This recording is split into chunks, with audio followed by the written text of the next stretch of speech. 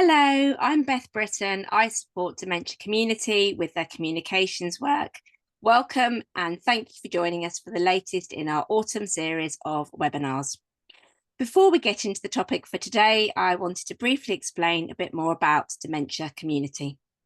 Dementia Community is a charitable community benefit society, a membership cooperative that provides learning and networking opportunities for the dementia care community. We are an independent voice and inclusive organisation aiming to help all of our members feel connected, informed, inspired, empowered, purposeful, and engaged in co-produced changes that improve everyone's experiences of dementia in care and in wider society. This webinar is just one example of one of the many ways in which we do this. The community members own a £1 share in Dementia Community, and membership is open to everyone. So if you aren't already a member, do join us. There are both benefits and opportunities for you. My colleague, Beth Lang, will put a link in the chat that will take you to our membership page. There is also the QR code that you can scan on your screen now. If you have any difficulties in joining Dementia Community, please do message Beth Lang or myself and we will aim to help you. So on to today's webinar. Our topic for today is A Good Life with Dementia. I will introduce you to our speakers shortly, but just some brief housekeeping first. We are recording this webinar, so if you don't want your face on the recording, please turn your camera off. We will use the chat for your questions, so we will have a Q&A and discussion with our speakers after the presentation, and we will be keeping an eye on the chat. We hope to have some live participation too. So if you'd like to ask your question yourself, please do raise your hand when we get to the Q&A. Afterwards, Beth Lang will email you the slides. The recording will also go onto our YouTube channel, Journal of Dementia Care. So do look out for that. And you can find all of our previous webinars on there as well. We will send you a feedback form afterwards, and we would be very grateful if you could fill that in. So let's get started. Our speakers for today are Irene Donaldson, who is a member of the STAND group, a deep group in Fife, and Kate Gridley from the University of York. Irene and Kate, a huge welcome to you both. Really looking forward to hearing all about A Good Life with Dementia. Thanks, Beth. Should we just get going then? Shall we share our slides? Wonderful. I'll get those sharing. Irene, do you want to introduce yourself whilst I'm messing with the slides? Yes, of course. So, hello everybody. I'm Irene Donaldson. I live in a small town in Fife. I live with a diagnosis of younger onset Alzheimer's and very privileged to be part of the work with Kate. Thank you. I'm Kate Gridley. I work for the University of York as a researcher. And can everyone see this first slide? Is it in the right mode for presenting? It looks good for me, Kate, yes. Great stuff. Well, let me know if it doesn't like move on or anything like that. But I'm going to talk a little bit about, I didn't move on then. It's not moving on. Yeah. It's just, yeah. I'm going to talk a little bit about the Good Life with Dementia course. I'm probably not the best person to tell you about that. That's Irene. So we'll move on to hear about Irene's experience as a peer tutor on the course in Fife, and then I'll talk about the research that I was involved with and the research next steps for that research, and we can have some questions about that at the end. So the Good Life course, some people might have heard of this, but I'm sure a lot of people haven't. So it was actually co-produced with People with Dementia and Innovations in Dementia community interest organisation. I think 5 or 6 years ago. I think Innovations first tried to run some training for people newly diagnosed with dementia about living well with dementia, and quickly realised that they didn't know what should go in it, and actually the right people to be making those decisions were people living with dementia themselves. So they worked together to devise a course. 8 to 12 people go on this course. It's for people not just who've just been diagnosed, but anyone with a diagnosis who wants kind of more support about how to live well and come to terms with that diagnosis and kind of meet other people in the same situation. It's usually a 6-week or 7-week course. And the interesting thing about Good Life is that it's not just a professional providing training, it's peer tutors who live with dementia themselves, supported by a professional, helping other people with dementia to share experience and find ways of overcoming challenges. They often bring in expert speakers, and what those speakers talk about depends on what people want to know about. So there's some co-production sessions at the beginning before each course starts, 2 or 3, with the peer tutors or other people with dementia, to think about what do we want to focus on for our course, it's our course, and how should we run it. So, and then there's an emphasis on next steps. So it's not just we'll run a 6-week course, but we'll get together, run this course, and then what next?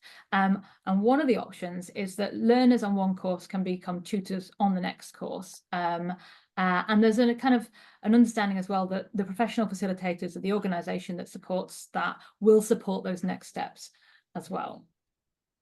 So the courses have been running for a little while now, and they've run in 10 different areas of the country. So I guess things are kind of developing at a pace, which is why we ended up doing this research, and we will be doing more.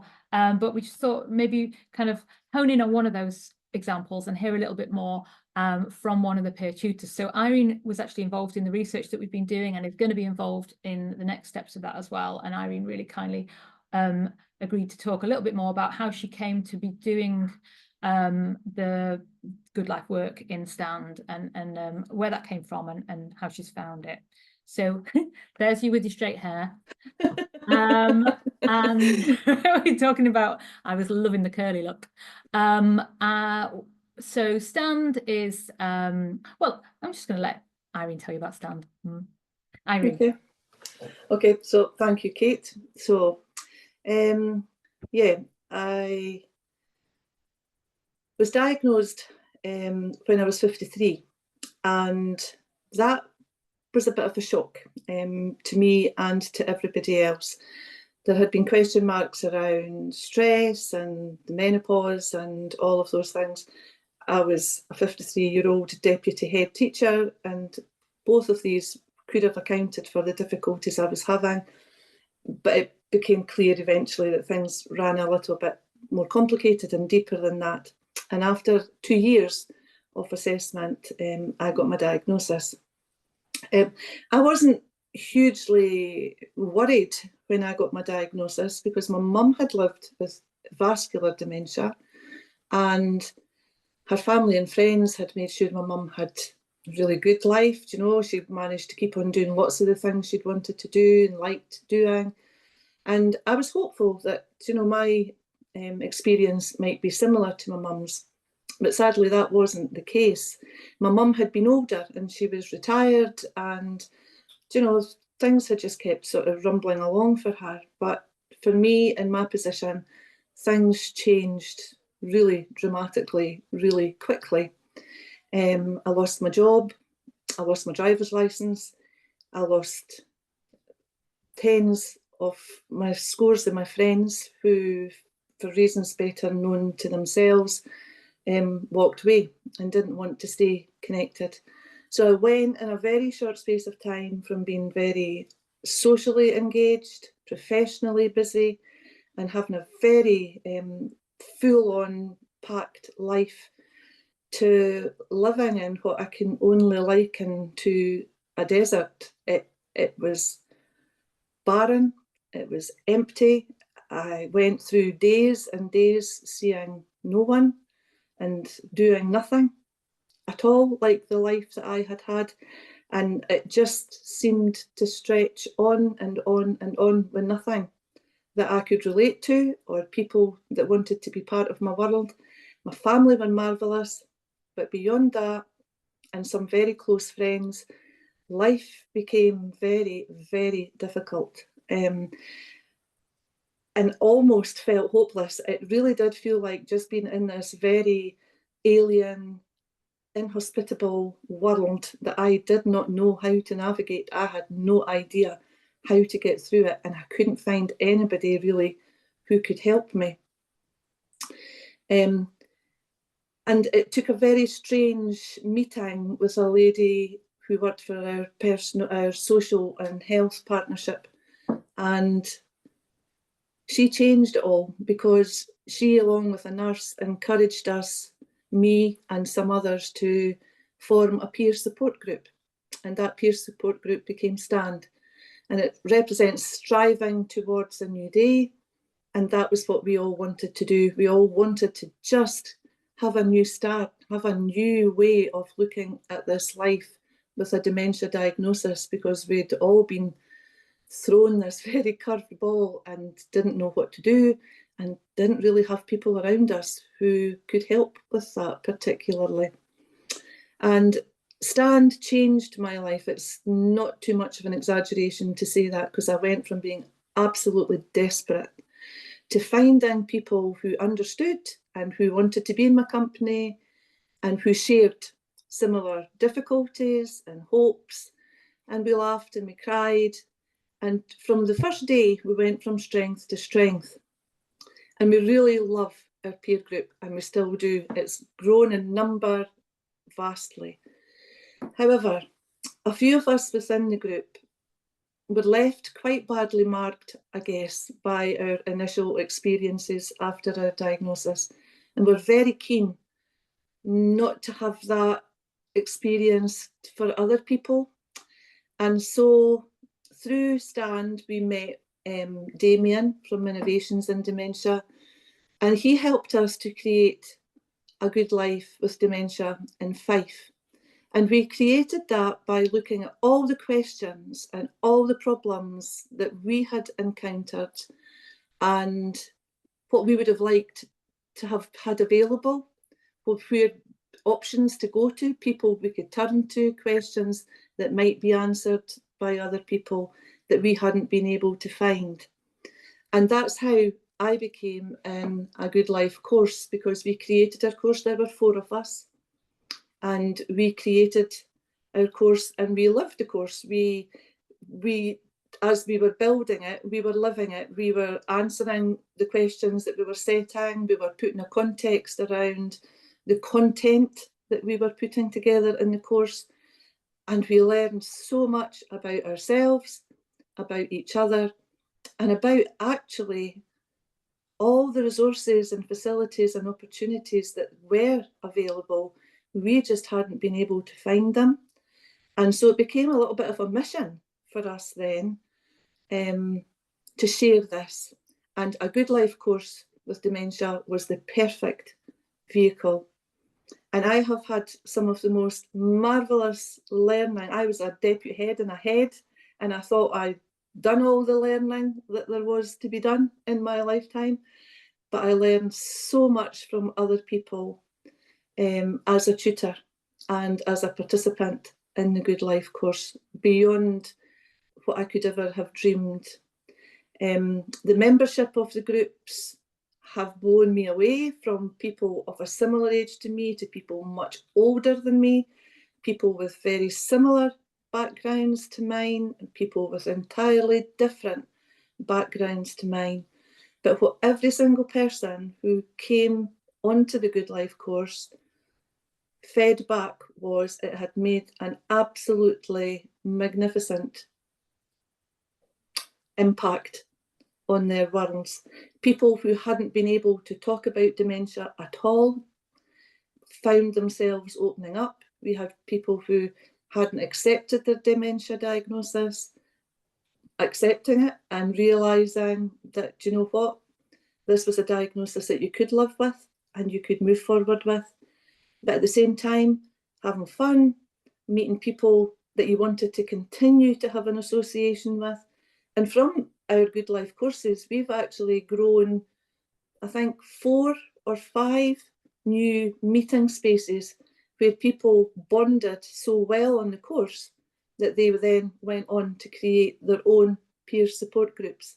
So it made a huge impact on my life in so many different ways. And it's been a joy for me to see how it impacts on other people's lives. It's very difficult to justify in this world of not very much money and budgets, constraints and stuff. And so when I was invited to take part in the research with Kate, we're trying to find, you know, ways of making data that really stood up. I jumped at that because I really felt the opportunity the Good Life presented was too good to be lost, because it just couldn't be justified. We measured it on people's feelings and all that kind of stuff. And to be part of the research that Kate and the group do has been a huge privilege for me. Thank you ever so much, Irene. I'm sure there'll be some questions for you at the end. I'll move on and talk about the research now. As Irene says, Irene was actually involved in this research before I was. This is just a disclaimer to say it was funded by the National Institute for Health and Care Research, so if anyone wants to find out more about them, they can. But Irene Howard and the late Wendy Mitchell were involved very, very early on, working with Damien from Innovations, and also some clinicians, Chris Clark from Mental Health Trust and others, thinking about what it was about the Good Life course that was kind of different and special. And they came up with an original kind of theory of change. And they approached us and asked us to kind of get some funding to explore this more and come up with something that would be viewed as robust and maybe be the kind of stepping stones to some more formal evaluation, which would be useful to commissioners and people making decisions about whether or not to run the Good Life in their area. So lots of partners involved. As I say, Wendy Howard and Irene at the heart of this. They came up with the initial theory of change, but they also did some really helpful work in helping to translate research speak into kind of language that everybody could understand. They helped with the analysis, and here's Irene helping with knowledge exchange, or whatever you want to call it. But speaking to people, it's much easier when the people who have actually lived this are there telling their story. So we did a realist evaluation, which in and of itself, just, I think most people would not know what we were talking about. Wendy said, well, what you're doing is talking about, you know, how you bake a cake. So what she meant there was realist evaluation is about how something works and how it's affected by the context within which it's happening. So there are mechanisms. She saw this as the kind of ingredients and how they mix together, and they operate in context, better or worse. So, you know, if the oven's too high, the kitchen's rubbish, that will affect how good your outcomes are, how good your cake is. So all the way through this research, we thought about mechanisms in context as the ingredients in your kitchen for baking a cake, and your outcomes were this cake. And actually you could have the same outcome, the same cake, carrot cake maybe, someone loves it, someone else hates it. So really that's what our project was about, thinking about how Good Life works, what it is that we might want to then go on do a trial about in the future, where we look at actually can we see if this is a cost-effective approach to supporting people with dementia. So what we did, this was a purely qualitative study, which means that we were just looking at in terms of interviews, people's experience, observations. We observed 2 rounds of the Good Life that were ran in 2 different places. We interviewed the people who were on the course, so that was people with dementia who were newly diagnosed, and also the peer tutors. We then ran some focus groups with different people who hadn't been on the course, and we focused in on speaking to people who were affected with dementia, but they were from South Asian communities, because so far the course has mainly been run in areas where most people are white British. And then we did some kind of group analysis. We did a 2-day residential and some other sessions where we really kind of all together thought about what this meant. Just a little bit about the courses that we observed. One had 12 people on it. One was a smaller one with 7 people on it. The one with 12 people had 2 tutors, 2 peer tutors living with dementia. The second one, just 1 peer tutor.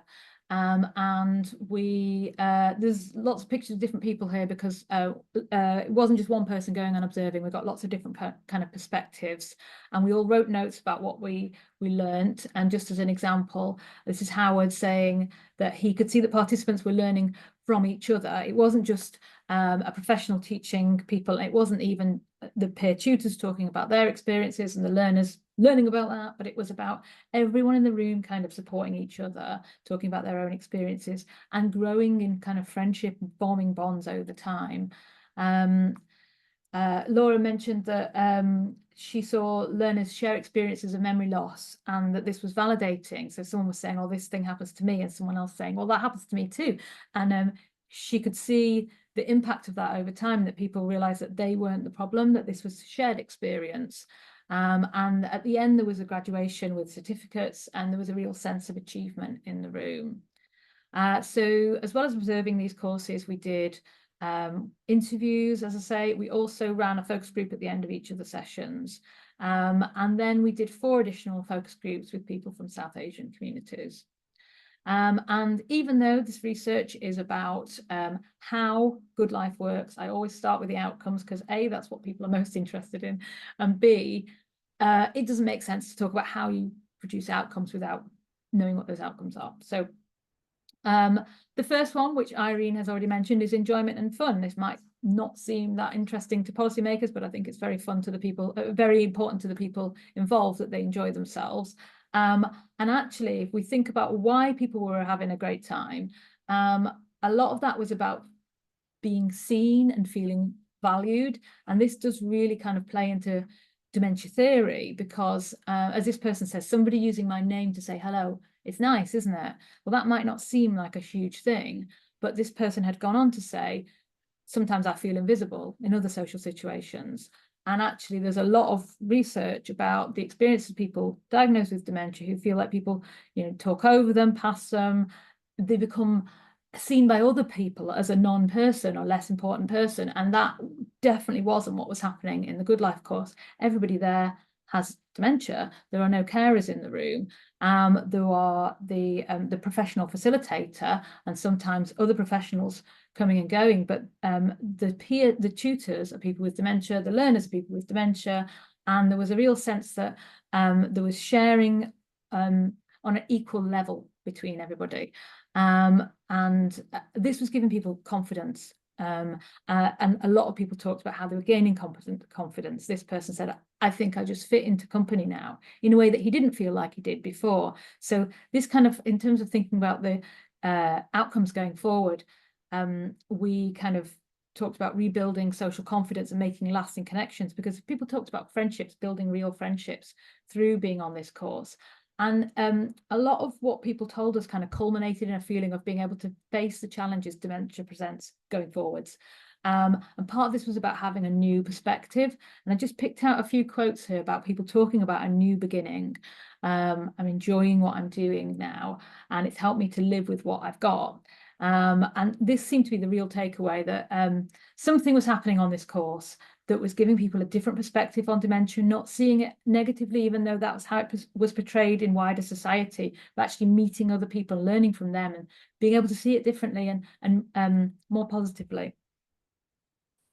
So what was going on? That was what we were really tasked with looking at. Well, one of the key mechanisms, we identified 3 key mechanisms, and the first one was just about sharing experience, which might not sound like much, but actually the amount of people who said, oh, there's other people in the same boat. The same boat phrase came up over and over again. This person was saying thousands of in the same boat, not 2, not hundreds, but thousands, realizing that they weren't alone, that the problems they were facing weren't their problems cited in themselves, but they were problems that other people were facing and might be about their situation. And actually seeing how other people overcame challenges meant that they could see how they could overcome challenges as well. There was a lot of myth busting, seeing dementia differently and confronting dementia for some people who hadn't even really talked about it before. Another key mechanism was around personalized learning and responding. So this wasn't a set course that's the same every time. This person says we weren't being taught in a room. We're just talking about our life, and there was this person and that person, and they felt that meant that everything was very personalized. It wasn't like reading about dementia in a book or on the internet where it kind of says all people with dementia are like this or like that, and it didn't feel like it really related to them necessarily. They could talk about their own experiences, and then other people could respond in a way that was appropriate, especially because they had similar experiences and empathy. And the third area that we kind of picked out was around meaningful roles. People talked about the roles that they felt they had on this course. I'm not just passively getting this. I'm an important part of this. Damien always talks about saying, come along, you've got a lot to offer.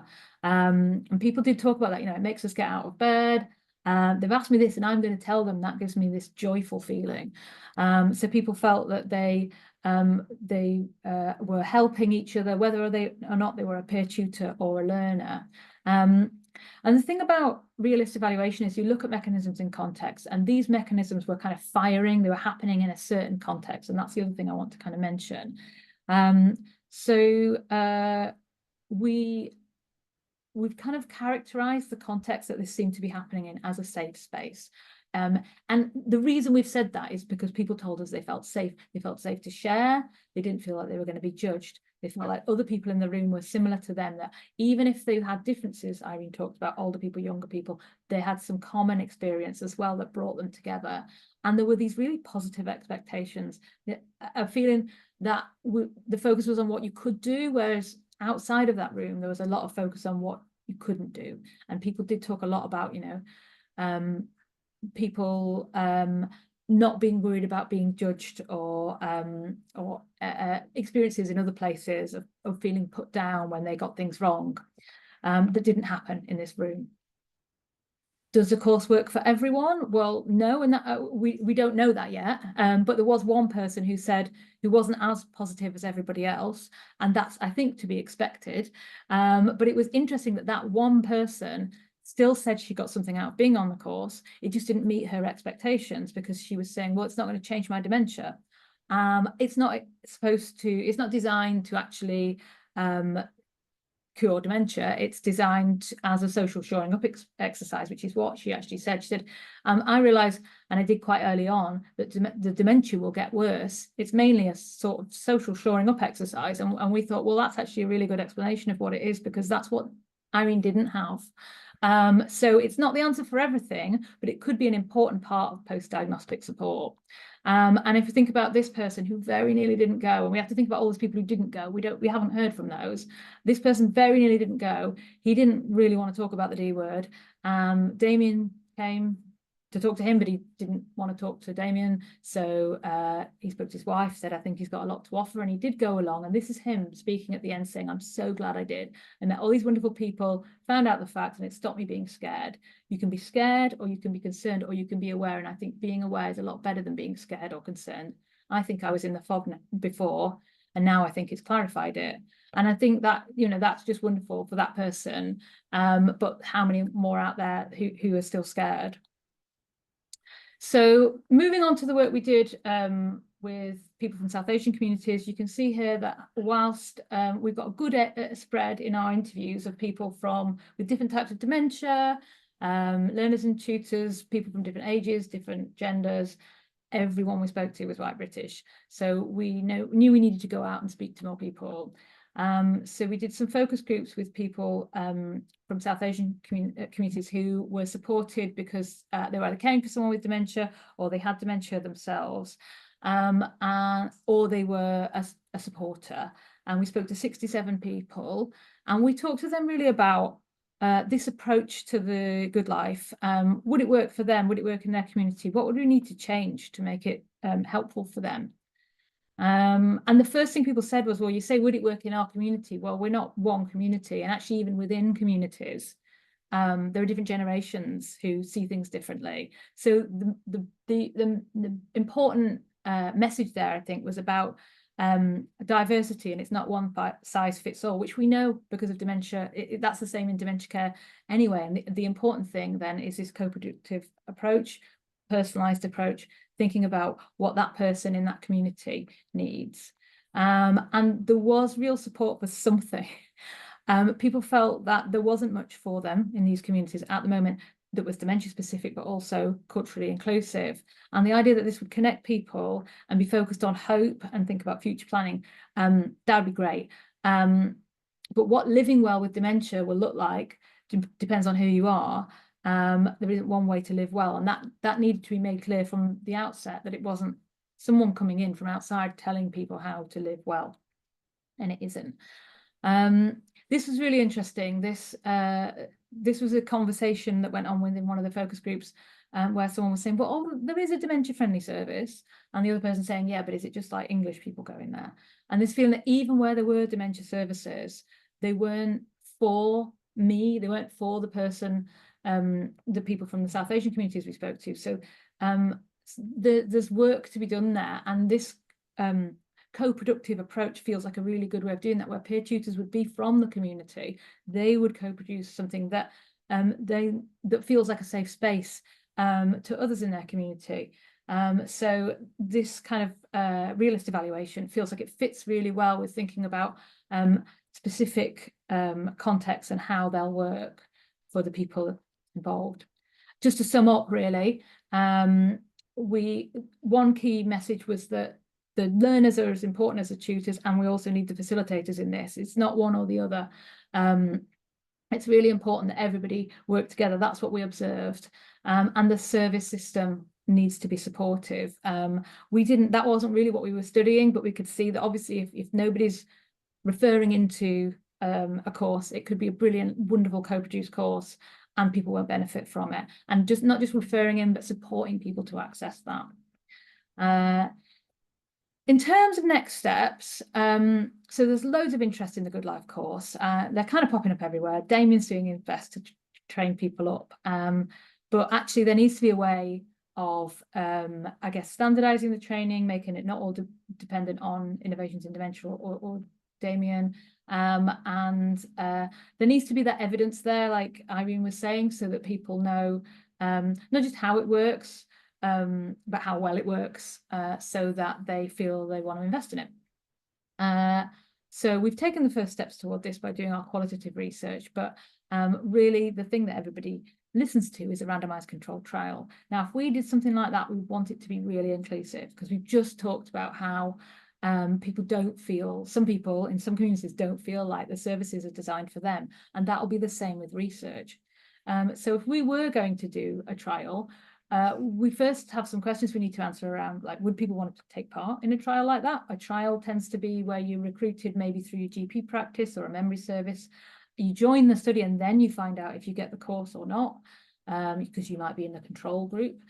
Is that going to be off-putting for people? How do we measure outcomes in a way that's meaningful to the people who are there, who've told us how much they enjoy being on the course, but how do we measure it in a way that's also useful in terms of measuring cost effectiveness? And then how can we make sure that research methods are culturally inclusive, so that we hear from people in the South Asian communities who didn't feel included before?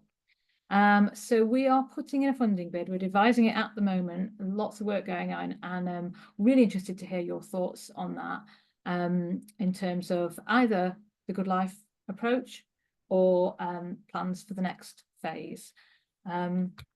People want more information about the Good Life research, probably drop me an email. If they want more information about the Good Life course, Damien couldn't be here today because he's currently in London running the Good Life course. But you can always drop him an email. I'm sure I'll be really, really pleased to hear from you.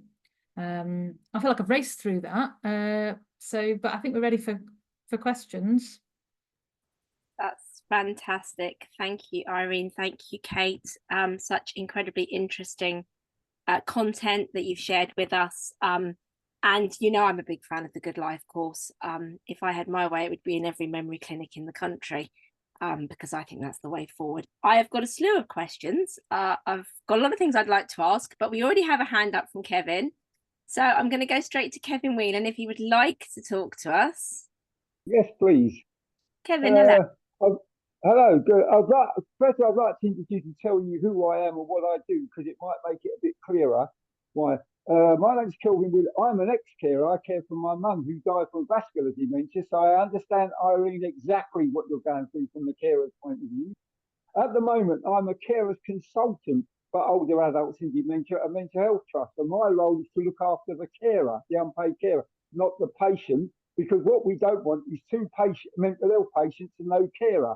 So my role is more looking after the unpaid carer. The question I'd like to ask you, Kate, is great work you're doing in West London, because I'm a Londoner, as you can tell by my accent, in Hammersmith, Hounslow and Fulham. Are you doing anything for Caribbean and Africans? mental health, because for me, I belong to a group called PCREF, PCREF, which is a Patient and Carers Race Equality Framework, and we are looking about what our organisations doing for Black people to break down stigma in mental health. You're doing great work with Asians, but I don't understand why you're not looking at Caribbeans and Africans in your work, because it's all seems to be in West London and nowhere else, nothing in South London, where I come from, and nothing in North London. So I'm curious to know why there. The other thing is, how are you breaking down stigma to people who don't understand what dementia is? Because remember, in some languages, there isn't the word dementia, it's classed as madness. So how do you break down those barriers to show that you are using that word equality as well as diversity? I'll leave it there for you to answer me, please. Thank you. We'd love to do some work with different communities. I think we've tried to start small and keep it manageable because we're a small team. And even just in kind of testing the waters, we've realised there's so much more out there that needs to be done. And you're totally right. I'd say part of this is about making it so that it's not just Damien trying to be everywhere all at once. And I think he's so far just kind of followed where people have been most keen and interested to get involved. The reason we're focusing on South Asian communities in the follow-up research that we're doing is we've already done a bit of research with that group. So we're not coming in cold. We've got a bit of an understanding. We've got some great contacts, but we're really happy to make new contacts and look at further projects as well, definitely. So do get in touch or with either me or Damien.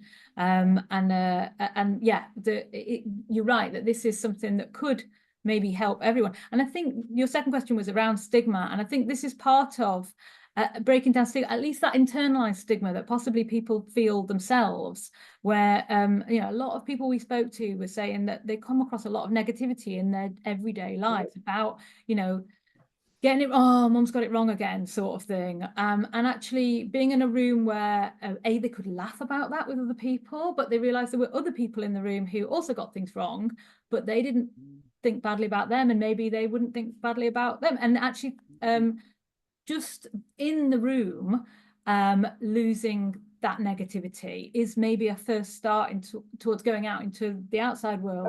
Like that. Okay, could I just, sorry, I'm holding up one more question, and I promise you I will zip.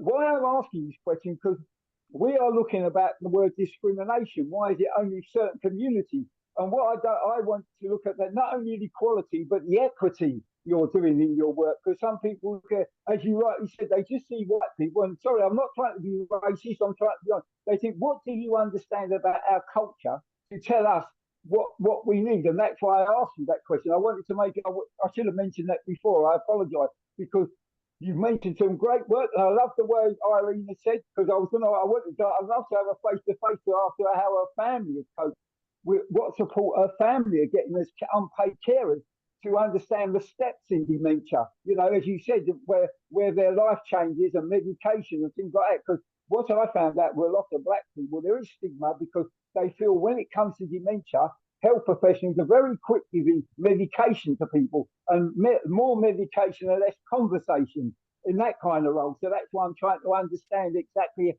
what road pathway, I think is a better way to put it, what pathway you're going down now to promote how you're going to engage with the Caribbean community and the African community. Have you got any Black workers who will be able to go into these places so they don't see a white person? I'm not trying to be racist, so please don't racist. I'm just being honest with you, because we know first impression counts a lot when you're going into communities. So that's where I'm going with that conversation, Kate. Sorry to hold anyone up. I do apologise, but I just wanted to make my point clear.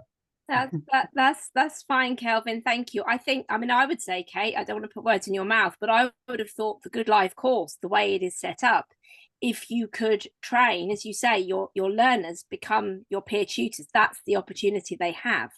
If you are able to make inroads with communities of all different kinds, whether we're talking about BAME, whether we're talking about LGBTQ+, whatever it might be, I would imagine it would be massively impactful as a person from a perhaps marginalized community to actually have a course available to you that's being trained by people from your same community. I mean, that would be a huge strength for you. Yeah, so when we run the course when we run the training, which is what we will do as part of the next study that we're doing, we will kind of develop a training course. We already know that, for example, LMCP, which is a community organisation in Manchester where the workers are South Asian and support other people who are South Asian, they will come and do the training themselves, and then they'll support local people to be facilitators. So it won't be Damien or white researcher going in there and doing that. That will be people doing work with their own communities, and it'll just be about kind of providing the learning from the research and, you know, Damien's kind of long experience of doing this, passing that on, and then, yeah, as you say, people will be set up to do it themselves. And once we've got that kind of package set up and running, it will be available to anyone who's interested in it. Yeah. And I think your model is entirely, it's absolutely set up to deliver to all communities and for people from every community to feel that they are included, because you've got the peer tutor, the learners, and then the learners can become the tutors, and it has that lovely sort of morphing effect, doesn't it? Yeah. Which is just incredibly exciting. One of the things I didn't know about your course, and obviously I've not paid enough attention, was that the learners can become the tutors. And I think that is a very interesting model of sustainability and would help you clearly to do this on scale. It needs to be emphasised, the important role of the kind of service support and the professionals as well. It's not okay just to kind of train up peer tutors and then say off you go. They might be able to do it great, but there might come a point as well where they'll need a bit of help, and so that supportive structure needs to be there. And I think often it's used as an excuse to kind of have time limited funding for things and go, okay, well, yeah, but then it's self-sustaining, right? And these things kind of then they don't often, because things change for people over time. So it needs a supportive structure around it, but it needs to be really co-productive in its ethos and led by the kind of wants and needs of the people with dementia at the centre of it. We could do with cloning Damien about 50 times. Maybe that would be a good way around it. Yeah. He's the man with the knowledge. I know, and he's really passionate about this. So interestingly, actually, that kind of leads us on to the first question in the chat, which is from Candy, and she says, what kind of professionals were involved in being facilitators? Well, in the first instance for our research, it was Damien, but you've had support, haven't you, Irene, from someone else? And I know nurses and things. So go on, sorry. Yeah, so interestingly, we did it a little bit differently, because the ladies that I mentioned at the beginning who helped us to form the support group Stand, they were our facilitators initially. So Ruth, so she had a professional role and she came along and she did facilitating for us. And then we've had other people from our board who've come along and engaged in the training and then been facilitators for us. But we work slightly differently because we have 2 tutors living with dementia as well as the facilitator, because we used to have just one, and then sometimes, for example, my words can become quite difficult, so it's nice to have somebody just sat beside you who's also living with dementia who steps in. So we kind of just adapt it as we're going along. But yeah, we've not got any one set person who comes along and does it, but they've been they come along, they work through a course with everybody else, they do a form of training, and then they can become a facilitator to support the tutor in the delivery of the work. So which is often in another area. Is that right? That they might go on and run it in another area or something like that? Yeah. So people, there's often professionals like nurses, OTs, or maybe community workers who kind of sit in on the Good Life course, and then they can almost like train as a facilitator and go on and then run that somewhere else. I mean, for the research we're planning, it will be a mix of community organisations and NHS organisations, I think. And so it's anyone who has experience working with people with dementia and in a position to run the course, and, you know, obviously with the safeguarding provisos and all that sort of thing. You know, you want someone who not just anyone, someone with a track record and a background working with people with dementia, but they don't have to be like a nurse or a doctor or anything like that. Yes, that kind of leads on to what so Candice said as a follow-up. So any professional background, just thinking about how to resource something like this with who we have available. I think if I mean, my advice would be if somebody could be an observer, or just get a feel for how a group works and go from week to week, and because each week can present really differently, depends on what you're chatting about and the mood in the room and stuff. So if somebody's going to be a facilitator, I think it's really good if they get a feel for the way that the weeks can look really different in a course. It's probably not enough just to go along to one and see what it feels like. You probably need to be part of it all, and really get a real sense of being part of a Good Life course to then become a facilitator. Super, thank you. I will come to you in a minute, Kelvin. I just want to finish off this section of discussion. So George is saying he's running the first course in Shropshire soon, and he hopes to get it adopted by the Recovery College. We talked about Shropshire before we started the webinar, didn't we? Yeah. So George is doing this in Ellesmere in the north. And then George follows up and says, I'm having to start as both tutor and facilitator, but with a former professional mental health worker as backup in the room. The facilitator has to be chosen very carefully to ensure they don't take over.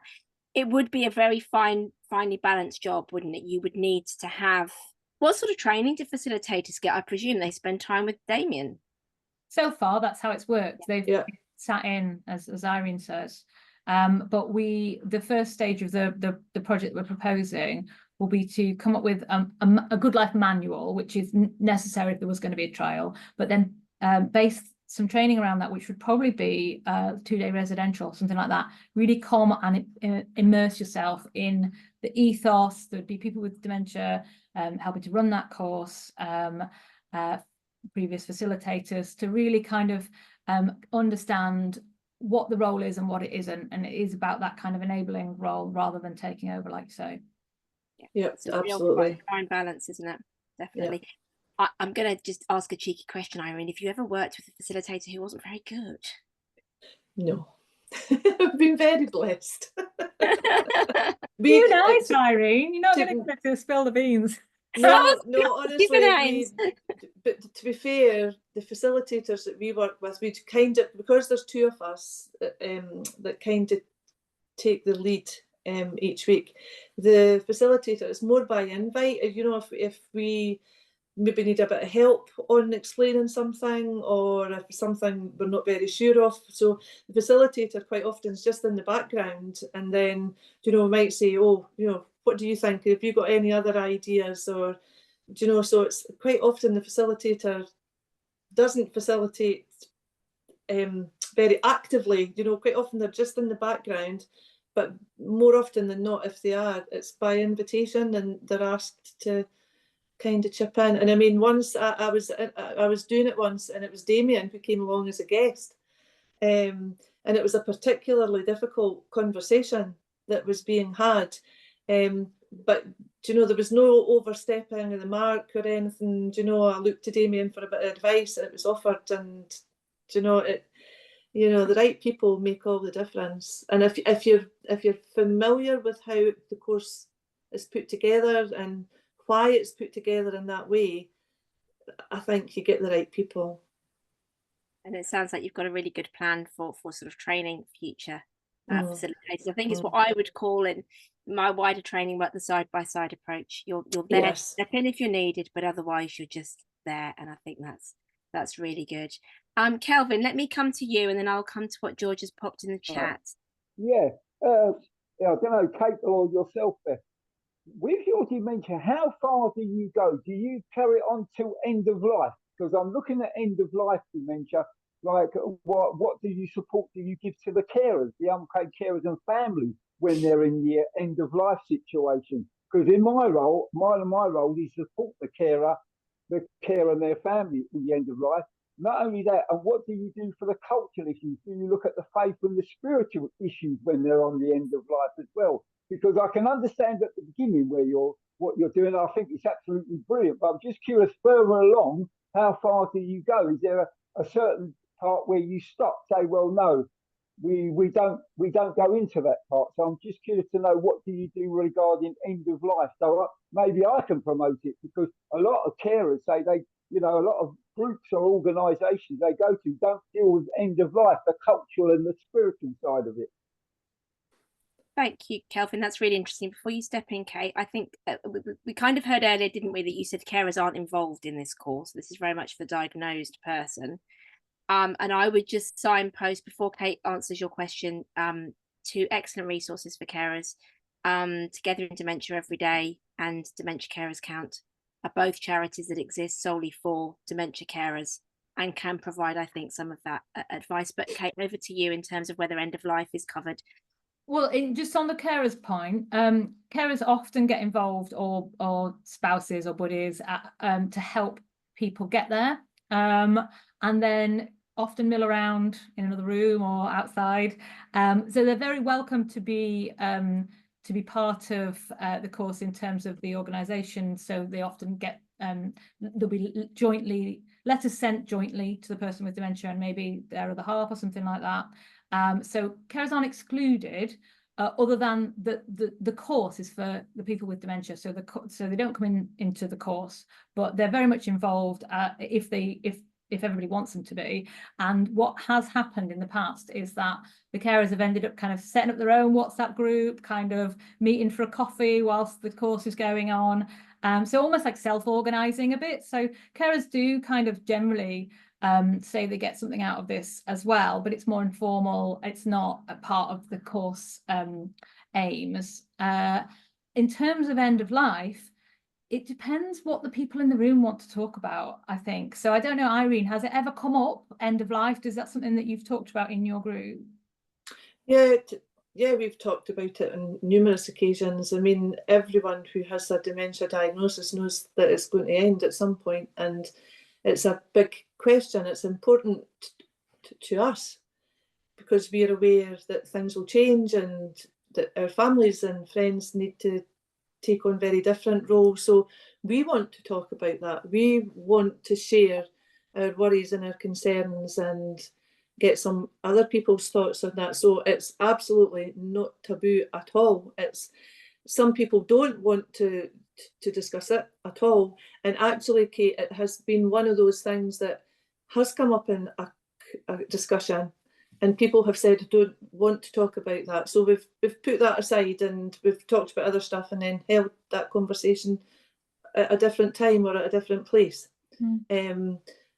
Because it's not integrated per se into anything that we've put together in the Good Life course, but it does come up in conversation because it's important. It definitely came up in some of the things that some of the sessions we observed as well. And it was really well handled, I think, because it is people in the room who are all kind of in a similar position. So it's just feeling like you're allowed to mention these things, allowed to talk about them. That's okay. Was in and of itself, I think, a bit of a relief. And there might be people who don't want to talk about it, aren't ready to talk about it, and that's fine too. And that's why the whole point about it being really, really personalised. So the original plans, it'll be the tutors involved in planning it, but you don't know who's going to be in the room. But then in the moment, there was quite a lot of changing direction and feeling how other people are feeling. So rather than sticking to a rigid kind of agenda for each session, which I think is quite different to a lot of courses. And people seem to really like that. That's really interesting. Thank you both very much. Kelvin, I would say we are hoping to cover something around end of life in our webinar program this year. And I would also signpost you to our Journal of Dementia Care YouTube page, because we covered eye support for dementia carers in a webinar earlier this year. And you may find some interesting resources there around. No, that's okay. I was just curious, Beth, because that's because I didn't hear anything about supporting the carer in the end of life, because I understand where you're going. I was just curious about how, because we're looking at about bereavement as well after the death. It's not trying to frighten people. Because what we don't want is the carer to come our next mental health patient because we didn't support them in the process. And that's why I was asking you that question about what do you do or don't do, because you've been honest with me, and I appreciate that. you know, because I want to promote what you do when I meet people, you with me? But if I don't know what you do and people say, well, what do they do, Kelvin? Well, and you start stuttering, it doesn't look good for me and your organisation. So that's the reason why I am asking you these awkward questions, because I want to promote what you do. Because you know yourself, you are someone who's in a crisis. Where can I get help? And they say, well, do they do this? Do they do that? And you don't know. Yeah. They look at you as an idiot to think, why are you promoting an organisation you don't know nothing about? But I think that will you ever look at supporting carers in your roles, or will you just signpost them to the organisations you said? I'm just curious about going forward now, especially with especially if you're sorry, 1 second, Kate. Especially if you're going to engage other minorities. You with me? Who look at the family group. Oh, we a bit like that mafia mentality. We keep it in the family. We look after our own. So I'm just looking about going forward. Will you support unpaid carers then? Sorry, Kate, to interrupt. I do apologise. Kelvin, is that a question regarding the Good Life course or about Dementia Community? Because obviously they're two separate entities. Yeah, no, I think more Dementia Community as well as the course, because you will get carers wondering why you're not supporting us, especially when it comes to the Care Act, where it says the carers are to be treated equally. That's an act of law. So they might wonder, well, why aren't you supporting me? Have I got to become a mental health patient before you support me? Because that question does come up sometimes in dementia. Sorry, Irene, I'll let you come in. That's okay. I was going to say, I'd like to hear from Irene. Irene, what did you want to say? Yeah, I just wanted to say that our Good Life course has evolved over the time that we've been doing it, and we now run a kind of parallel carers part. So we always find a building or a venue that has 2 rooms, so a room for people engaged in the Good Life course, and for any carers or family members or pals or whoever's coming along. And there's tea and coffee and what have you. And then we have one other member of our stand group who is a long-standing member, who may be a current partner or spouse to somebody living with dementia. They may be somebody who's lost a person to dementia or whatever. So they've got considerable experience, and they take their questions, they take their concerns and questions, and they put together a kind of weekly schedule of maybe getting somebody in from the carers organisation. They maybe get folk in if they're interested in benefits and support, if they're interested in end of life and power of attorney and all of that kind of stuff. So it's a lot less formal than the Good Life course, but it is definitely a provision. And some cohorts we've had, the carers just wanted to go and have a blether. They didn't want any kind of formal input, and others have asked the person facilitating to find out information for them and take it along the next week and do a bit of conversation around that. So there is an opportunity there. The Good Life course brings people living with dementia and their families together. You can, if the organisation wants to do that, there is an opportunity. That's great, Irene. Thank you. Kate, did you want to come in before I just fill in regarding Dementia Community? Just to say that did come up in our focus groups, and it was interesting that whilst we were thinking, well, but there are already training courses for carers in the South Asian community groups where we went to, they were saying not for us. So you're right, there is a gap there for carers as well. So I'm just agreeing with you, Kelvin. Thank you, Kate. And just from the perspective of Dementia Community, Kelvin, we cater for everybody. So today is just one webinar on one topic. We cover numerous different topics. Many of them are focused really much more on family carers and their concerns and needs, as opposed to the person with dementia, perhaps, which is perhaps what we're more focused on today. And we also provide an awful lot of content for health and social care professionals as well. So we are truly open to everybody. I just want to quickly get to the chat again because we're running out of time. I don't want Joe's question to be missed. So George has just said another thing. We're inviting carer partners to join the last session so that they can learn a bit about the relationship and absolute don'ts, which sounds really great, George. And then Joe's just asking one final question. How can we find out more about the content of the group? I think probably speak to Damien at this stage, but we are devising a manual. That's the plan, which will have much more about the content, and it will be focused around the principles more than the specific content, because as we say, that is co-produced each time.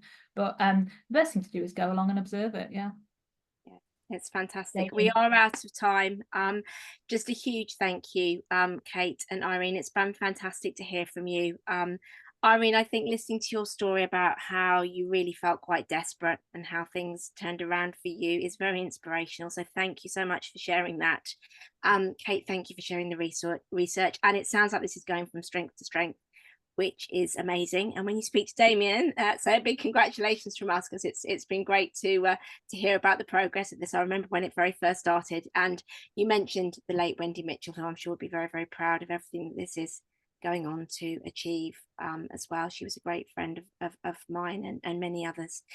So there are some thank yous. Jenny says, thank you, very insightful and worthwhile. Susie says, so interesting. Thank you so much. Hello, Susie, another colleague and friend. And Joe Walkley, Irene, you are an inspiration. Thank you. And you are, thank you both so very much for coming along to talk to us today. Before everybody leaves, I just need to let you know about our next webinar. So it is on Monday, the 18th of November at 2 till 3, and it is going to be the subject of driving and travelling safely with dementia. And we welcome members of the Three Nations Dementia Working Group as presenters on that webinar. So very much looking forward and hoping that you can all join us for that.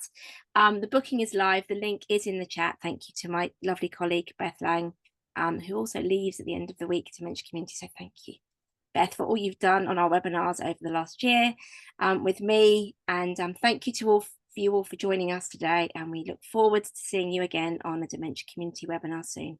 Thank you. Thank you.